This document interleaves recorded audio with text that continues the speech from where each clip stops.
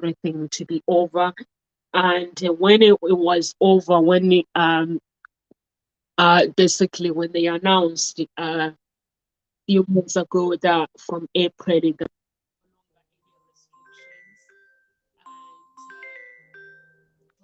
were any restrictions in the UK. And for me, it was that relief. You know, when somebody tells you that no longer restrictions, like you can be careful. And I knew that I will still be careful. I will still be look after myself and wear mask when it's needed.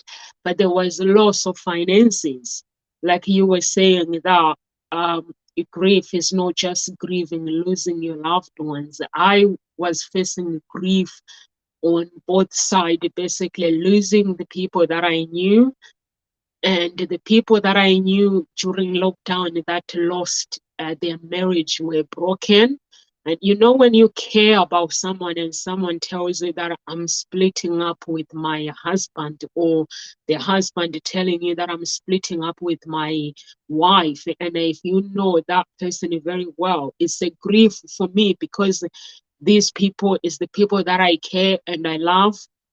So for me, I felt that it was basically a double grief. Losing my friends, having broken marriages, and losing finances business wise, losing my loved ones during the pandemic. I think it was, I would say it was too much, but I knew I had someone holding my hand, telling me that everything is gonna be okay. I wasn't walking on my own. God was working with me. So those are the beliefs, and having gratitude and looking at my family that I am here, but someone lost their lives through. I knew that pandemic was there, but I knew that it's not just pandemic that people are dying from. Someone is being told that they have cancer, or someone is being told that they are dying. There were so many things, and also my father-in-law during lockdown, he went basically bonkers.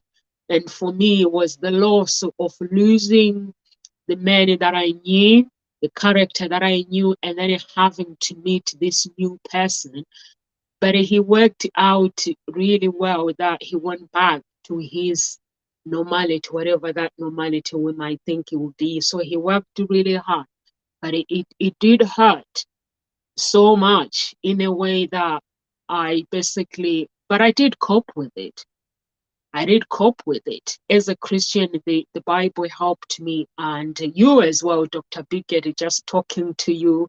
And when we are here, we talk about grief.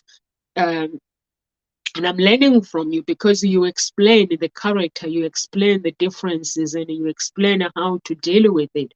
And when basically you are here, I'm not just listening for the audience, I'm listening for myself as well, and that really helped.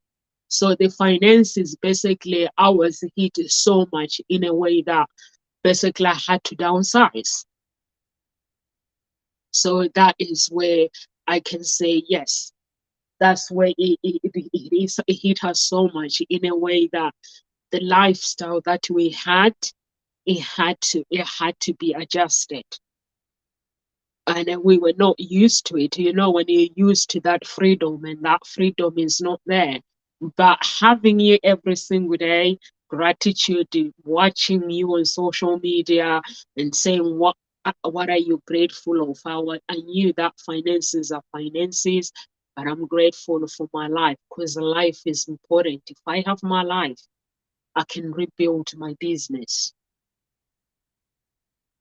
So I don't know what I've just said. If someone was going through that at this moment, what advice can you actually give them? Because I've coped with the situation, but there might be someone out there who's not really coping with the situation.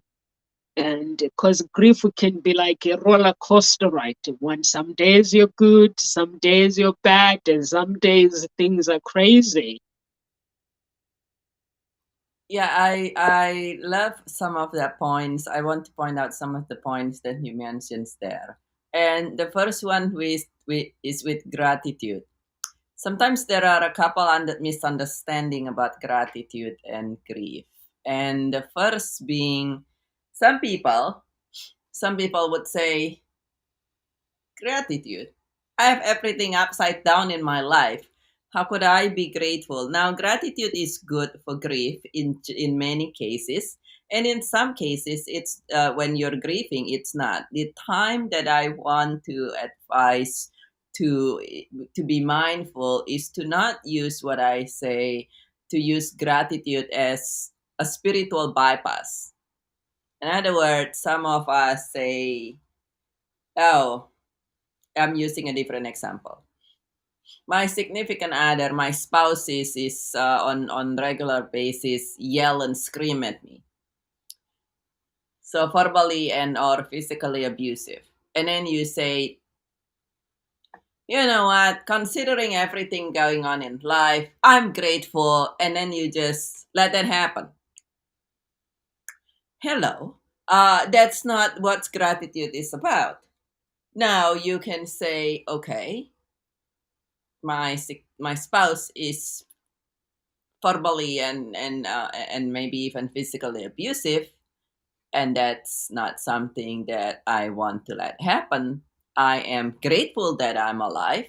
I'm grateful that I can reach out there and see who can help me. I'm grateful that there are resources on the internet, but I'm not letting this continuing to happen.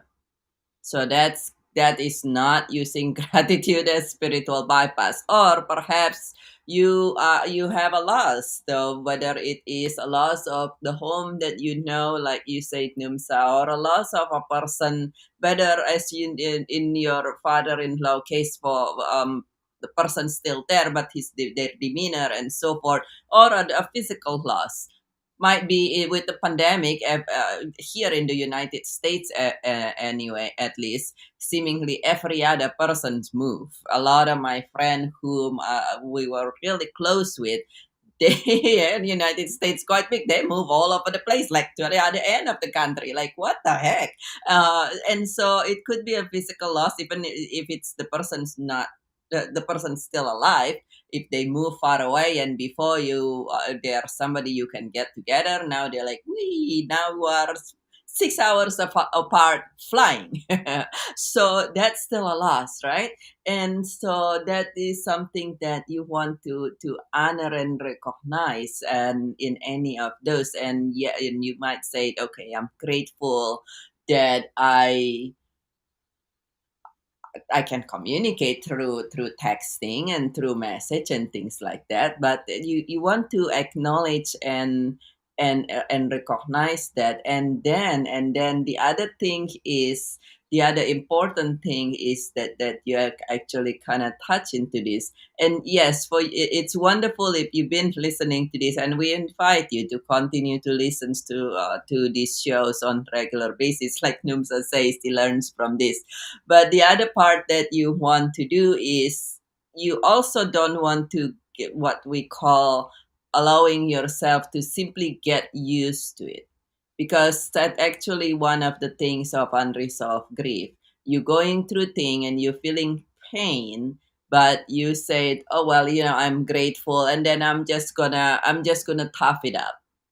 I'm gonna tough it up. I'm going to I mean, look around me, look around me, and that everybody else has lost their immediate family member, and I only lost my relatives.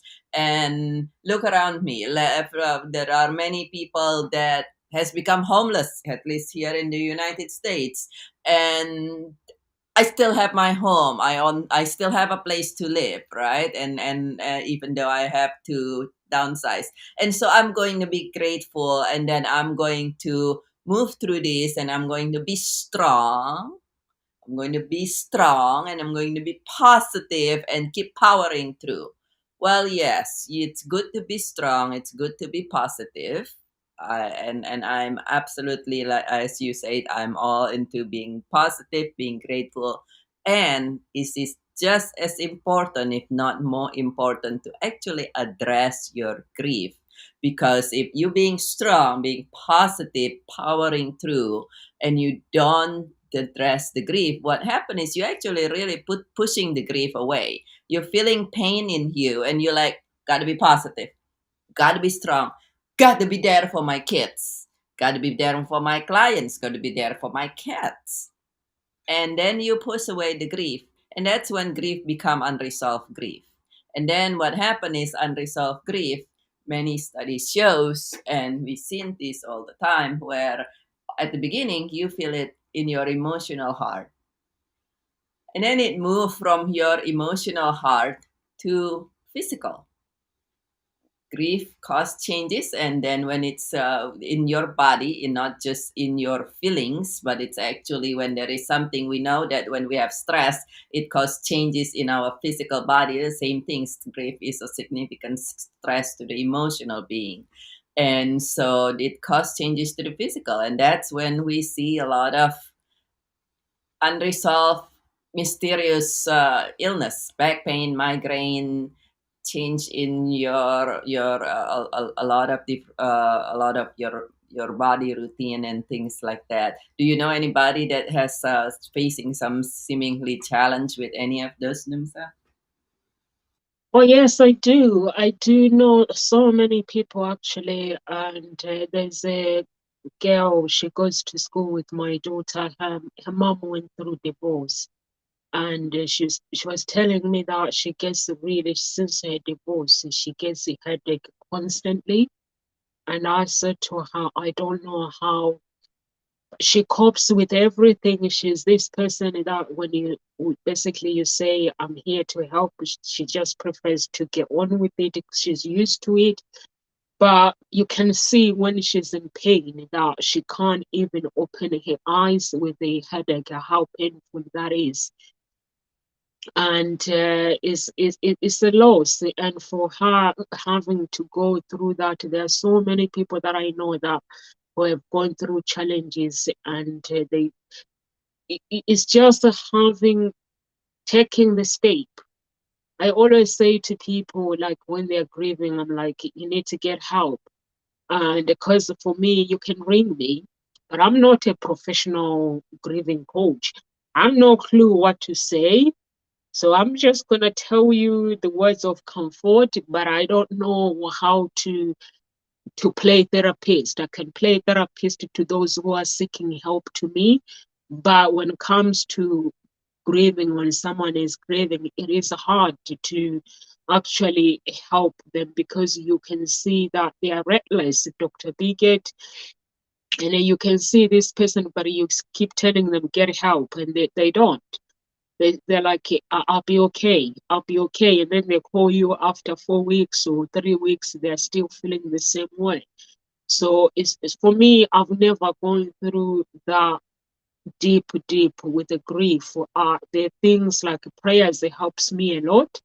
And I don't ignore things, hitting pillows. And I'll show you what I bought yesterday. Let me go get it. So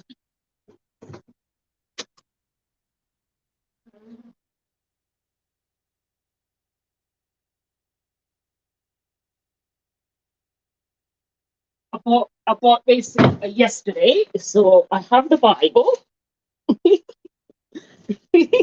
I have my Bible. So I've got chains uh, on my profile, which is broken the chains that when I was going through tough times. But now I've got the sword. I bought myself a sword yesterday. It arrived yesterday, and the sword, this sword represent. It represent me actually breaking through and fighting the enemy that tells me that tries anything that comes my way that tries to manipulate me. It's like I am aware. So when I see this sword, it's in my Bible. I have to say, okay, Jesus was struck down. His blood went on, it was struck down for me to be free. So I can no longer live in pain in my life. I can no longer, that means I'm not, that means I don't have to be in denial. I first, it's basically, I point the sword in front of me and I have to imagine the problem that I'm going through. And I have to tell the problem that this is what I'm going through. And this is, I am aware of this problem. And I have to basically imagine working out this problem. Does it help? It does help. And I also speak to people like coaches like you when I'm going through something, Dr. Biggett, when I'm going through something before we go live, I do mention it that I am going through something. And when I bought this sword, um, I did find a house. It's in the process of us getting the house and everything. And it was me buying this sword that whatever I've been going through. And I'm glad that I stayed, I stayed in one place, in a place where being in the moment, being in the present moment, not rushing anything, just listening to you and listening to all the coaches and saying, no, say everything is just going to be okay. Just manifest for what way you want to be. And this sort of represent me telling the enemy that you can't, I cannot ignore you. I know what I'm facing. It's the knowing that this is the problem that I'm facing. So with the grief, for me, everyone that is listening, I will say Dr. Biggett is a grieving coach. I'm talking from my experience. Grief is not someone can say grief, I know there are step by steps. People say step by steps. But for me, it felt like a pain that was a roller coaster ride. And that roller coaster ride is a pain where you have to adapt in the new world without the deceit.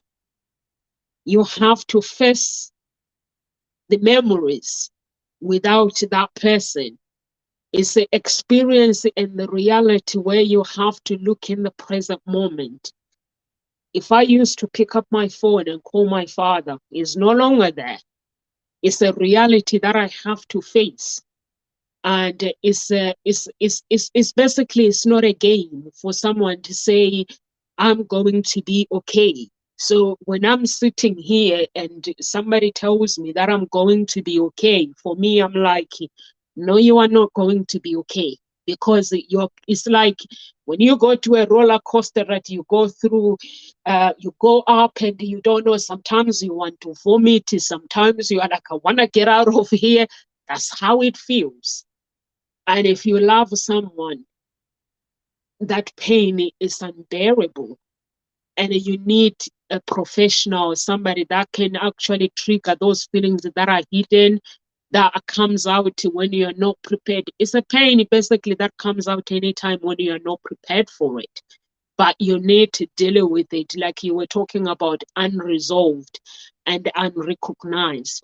You need to deal with it properly, because otherwise, health wise, it will leave you broken. And I don't think, for me personally, I don't think the person that is on the other side in heaven, they want you to be broken or simply losing a job. With myself, with the coronavirus, I lost my business. I lost money in the business. I lost the freedom where I can just buy anything that I want and pick up my card and just go and buy anything that I want. I find myself being careful. And there's so many things, life-changing things that I had to change in that moment. So it wasn't a game. It was real, but I had to face it. I had to face it the right way, as it was real. So, Dr. Biggett, what do you give someone advice? Like everything that I've just said now, like if you are basically facing the world on this new world on your own, and what do you do? 1 minute this person is here, and the next they're not here, or simply loss of money or loss of something, disappointments. What do you do? Yeah, the first thing I would recommend is do not cope. Cope has been such a widespread thing in this society. Oh, I'm coping well, and it is become as if that. And yes, you want to be able to cope with changes and things, and that is the definition of cope is to deal effectively with something difficult. Now, there is a difference between dealing effectively with something as a part of being able to deal effectively with something difficult or a loss is actually grief requires you more than just coping or managing. The other word for cope is to manage, to subsist, to survive. Now, grief requires you to be more than just being able to have some people say, oh, I'm coping, I'm being positive, I'm coping, and then I'm grateful, I'm coping, oh well, I'm powering through, I'm coping. Now, I always say a lot of things. If you listen to me, I say I want to thrive, not just survive. For you to be able to thrive when you have a loss, when you have something that impactful to you that cause unsettling feelings, you actually want to be able to recover from it, not just treading the water. Imagine you just being thrown into a excuse me, being thrown into a lake or something. So surviving means you're treading water. You're treading water. I'm surviving. I'm staying afloat. I'm staying afloat. The other thing that here in the more common, I think, in perhaps in the US, is I'm staying afloat. You're staying afloat. You're paddling and paddling and paddling, paddling. Eventually, you're gonna get tired paddling, and then guess what happened? You're gonna drown. I'm not trying to be mean, but that's the reality.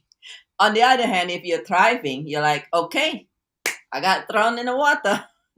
And so what would I love? Because I mean, it some situation you might say, well, actually, I kind of want to hang out in here. But if somebody throw you in the water, in a murky water, nevertheless, because that's what situation that we don't want is going on in life, right?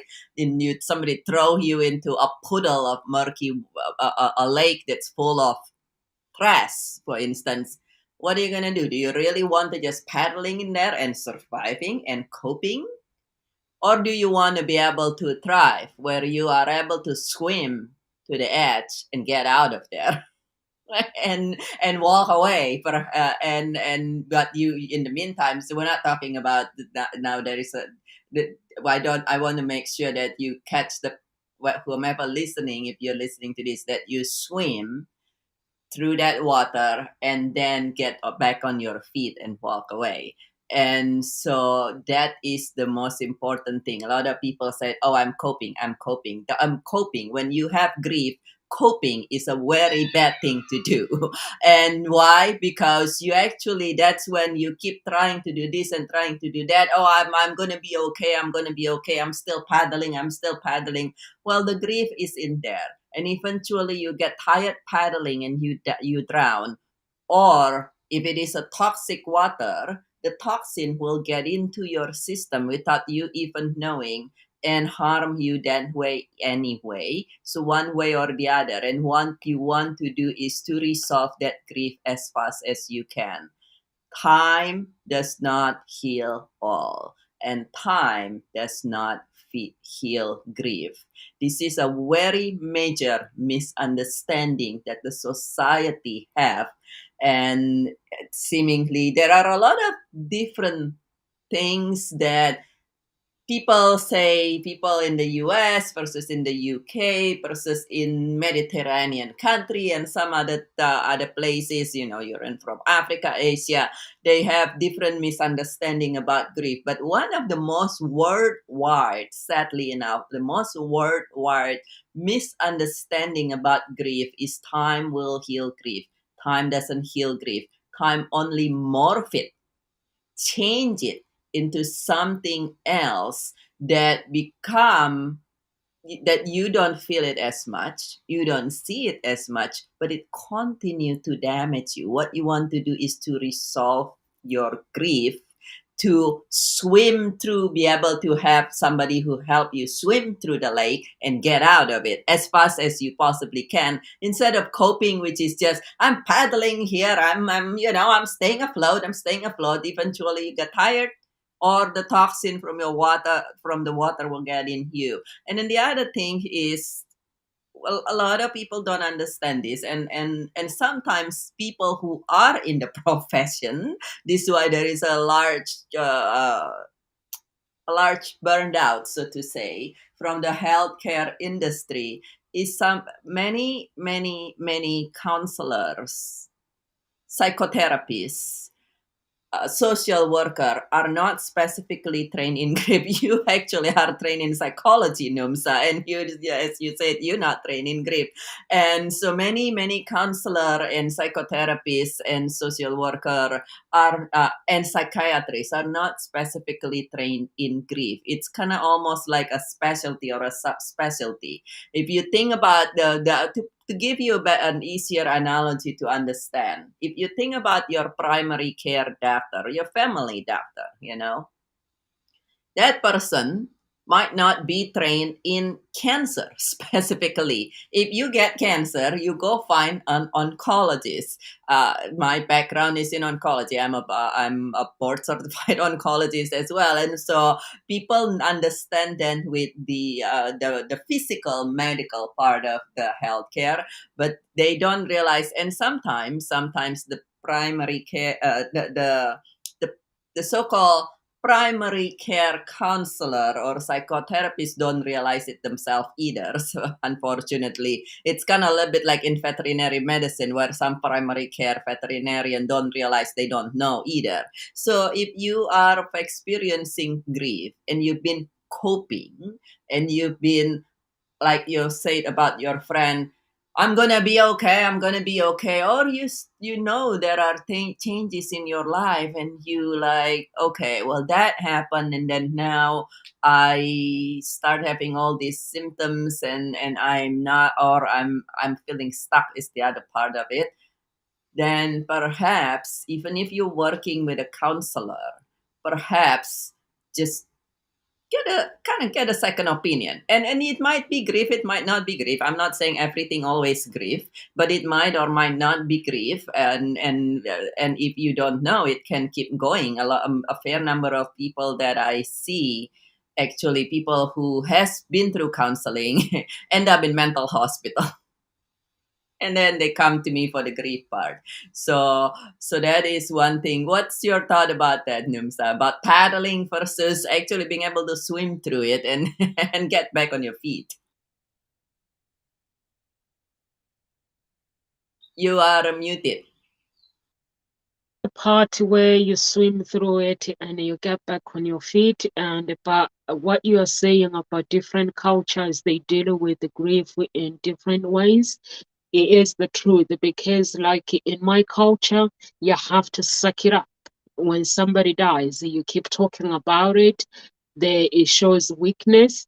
But in my family, in my household, like my parents are different. They let you talk about things, they let you basically express yourself. It's like my dad is gone and my stepdad is gone now, so I have my siblings. When I talk to my siblings, I let them express what they are feeling, what they are going through. It's okay. I teach them it's okay to not to be okay. It's okay not to be okay. You don't have to be okay all the time. Like you put pictures on social media and you say, look at me, I have this wonderful life, but knowing deep down that you are not okay. So I always teach them to express what they are feeling. If they're not okay, and just say, I'm not okay, I don't feel okay. And so it is okay to deal with, basically, instead of saying I'm coping. Like, I agree with you, coping, it means I'm drowning and I'm hoping that I'm gonna survive. but you know that you're actually drowning. So I think swimming through it is actually, and then get back on your feet.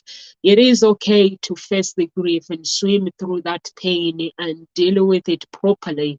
And also having somebody helping you through it, professional helping you through it.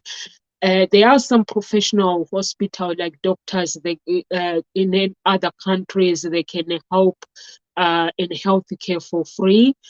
Some you have to pay, and even on social media there are some coaches that give free consultation. So things are different. And if you have online now, internet, you can do virtual coaching as well. You don't have to travel if you don't want to. If you feel you want to stay at home, you can stay.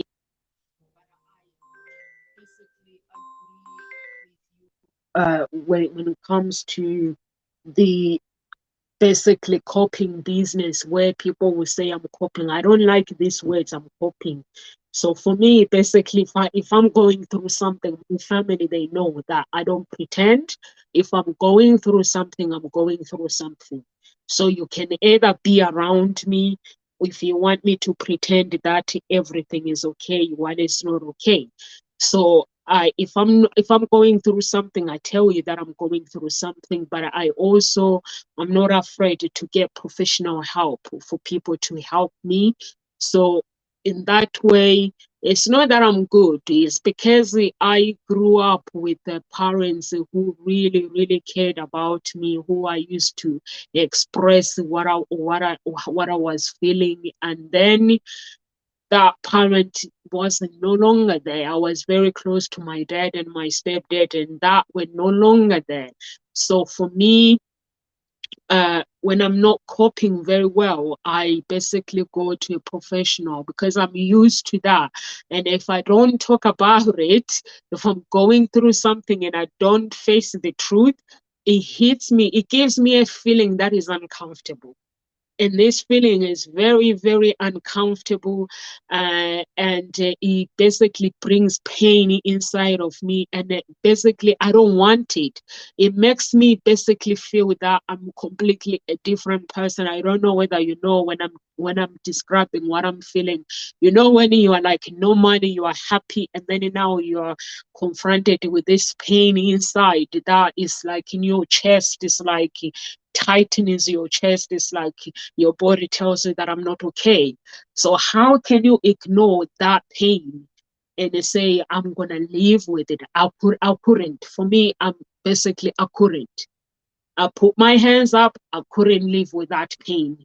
Or 1 month, 2 months, unless I have to get professional help, and that's how I cope. And the people can see me. What you see on social media, basically, for me, is not a fake character. It's real. And when I'm facing something, I just face it 100% and then I move on. That's why I'm not able to go into depression. I have never ever gone into depression. The reason why is when that feeling appears of anxiety, I'm like, I don't want this. It's uncomfortable. So that's why I have to swim through it, Dr. Viget. So I don't know whether have you ever had clients basically that comes to you and tell you that, you know what, I don't know what is going on, but this person that is me is not me. So help me. I don't feel okay. So I don't know, but I've experienced it myself. Yeah, a fair number of people actually do. One thing that you mentioned though, a lot of time, people value being nowadays. People value being productive. Some of us has heard the term that being busy is the new stupid, something like that. But then we still believe in being productive. And so we value being productive in certain society, a lot of the Western society, so much that we say we're just gonna be, as long as we're still productive, we're gonna keep going. And then even though we're not feeling quite right, we're gonna keep going. And also the other part is people has a misunderstanding that they're going to be better. on their own. And it's not even necessarily a denial, but it's more of a misunderstanding that this is why in some scenario we have physical illness that's found late. Why? Because, well, I kind of have that strange stomach ache, come and go. And that stomach ache, and first I was having this kind of stomach ache, and then I was having a little nausea. Maybe I was just stressed. And then something else, well, there was something else going on, so maybe I was just this. And then you finally go to the doctor a year later because you're in such a humongous pain, and you find out you have cancer. Or, well, my chest doesn't feel quite right, and I have this episode of tiredness, all this and that and that and that. And then you finally go to the doctor and find out you need quadruple bypass. So it's not just actually with emotion, it's also with physical, that our society that a lot of time nowadays to learn to say, I am going to keep going, I'll be okay. And some of it because we believe that, oh, if we stop or slow down, it's a form of weakness. You gotta be strong. So if you stop and you say, "Oh well," then it's a form of weakness. And in many time in this society, it's if you have physical illness, well, it's not great, but it's okay. Everybody understand. But then when it comes to emotion, it's a stigma. It got to be a weakness. I mean, come on. Aren't you going to be strong? What do you mean you have to take some time off for emotional health? That's for many people is a sign of weakness. It is not a sign of weakness. It's a sign of its health is health, whether it's emotional or physical. Health is health. So if you take time to take a break from your work, you don't work 7 days a week. Why do you ask your emotional status to work 7 days a week? And so that is one thing that we want. A lot of time people has that misunderstanding. And yes, I do see a lot of people that come to me. A fair number of people are actually come to me because they are grieving for the loss of the for physical thing. They come to me and they not even knowing. A lot of many cases that come to me, they come to me, they say, I'm losing my job, I'm losing my marriage. And and sometimes they come to me, I'm stuck.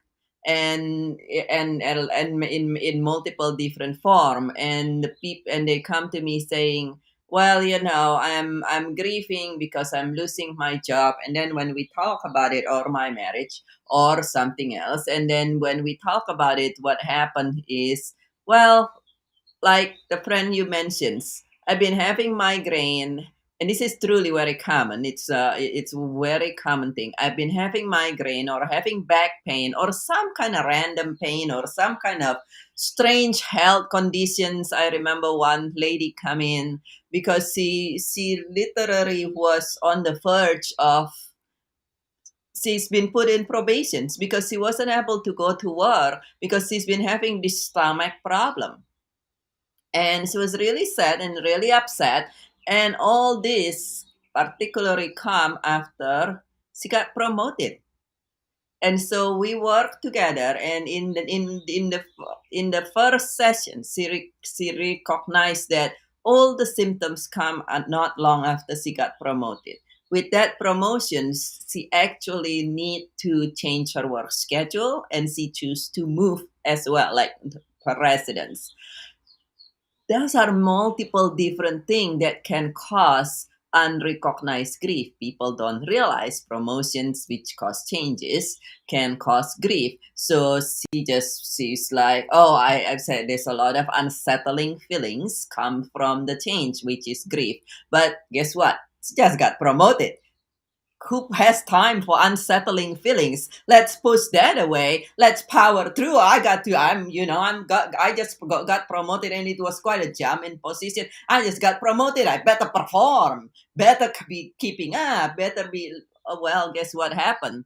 Several months later, the grief turned around in a different form, and then she started to not being able to attend things and having to miss work because it's intestinal problem that doesn't respond. She went to doctors, specialist, holistic care, you name it. And she was even trying some energy thing. And so actually the interesting is the energy things that's actually lead her to, like, maybe it's now I'm grieving, maybe I should clear this up.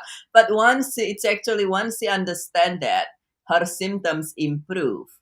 Now, it doesn't mean that it's immediately resolved the grief, but the system that I use, it does not take months or years of counseling. It's actually within 8 to 12 weeks, we resolve your grief. So we have you swim out of that puddle of toxic water that you've been thrown into and get on your feet in the dry ground in 8 to 12 weeks. It doesn't take months and months, or even in some cases years of work, so to say, because guess what? The goal is for you to get back on your life wonderfully and thrive, not just survive. But so that is, a lot of people do that. A lot of people don't realize the same thing. People that come from mental hospital, it's always very saddening to see that many of them been on other form of support, so to say, and they're not getting the support they need, and they come then eventually break down. And a lot of time it's actually they look like they're doing okay, and they're doing okay, and then something happened. Grief is almost like when you have unresolved grief, it's kind of like a volcano. Those volcanoes, Numsa, where it's like there is this hot lava going on inside. And if you have if you have an earthquake, and it's just a small earthquake on a solid land, it might cause some damage. But what happens if you have an earthquake on a volcano like that? It's going to erupt and blow up really badly, and so that can happen as well. Seemingly something simple, and just throw everything out of proportions. But yes, a lot of time, a lot of people come and from all these symptoms of unfulfilled. You tried everything, you tried personal development, you paid you put in a lot of time and money, and so forth, and still you kind of stuck. If anybody ever feels stuck in their life, it you kind of keep hitting the glass ceiling. That could be because something that's holding you back in the form of unresolved grief. That is so true, Dr. Bigot. Yeah, you just have to, for me, basically what you just said, you just have to swim and find help, no making excuses. And unfortunately, it's not easy. Someone can say, no, sir, it's not easy. I do agree that it is not easy, but if you know the cost of losing the good health that you have, like before, for me personally, like if you have met norms at 2008 or 2009, and this norms that is here now, this NOMSA was always there, but I didn't know that NOMSA was there. I basically I don't stay, I don't just sit there. If I know that I'm not okay, I don't just sit there. Everyone calls me annoying. My family and my children, they all call me annoying, because I basically speak when I'm not feeling too good or when something is not right. I don't just sit there hoping that things will get sorted. I just seek help and asking people to help me. And that's what I will say, that Dr. Bigot is a grieving coach, and I'm sure there are some grieving coaches out there who can help you if you're going through challenging times, losing work, Losing something that is important to you is still a grief. And you can get in touch with the grief coaches. Don't get in touch with me. You can get in touch with me to connect with Dr. Bigot. I don't deal with the grief, I deal with the love department. So when that love disappears, that's where you need a coach, and you need a grieving coach. So, and when you are facing the new world without your loved ones, and the environment where it used to be, if that environment has changed, so you still need uh, basically help. And Dr. Bigot, um, I know if someone so I'm gonna ask this quick question. How do you let, I know we need to go, but how do you let go of the attachment? Now I'm grieving, but the attachment is still there of a disease. How do I let that go completely? Yes, absolutely. So it is actually a process that is something that you, first of all, with everything in life, you have to choose to want to do it.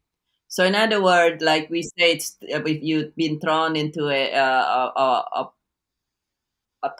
poodle of lake with toxicity or something, you will have to want to swim through it instead of just keep paddling, right? And so that is that. And then in terms of how you really being able to resolve the grief, on how you being able to let go of the attachments, it's actually a process that we help you with.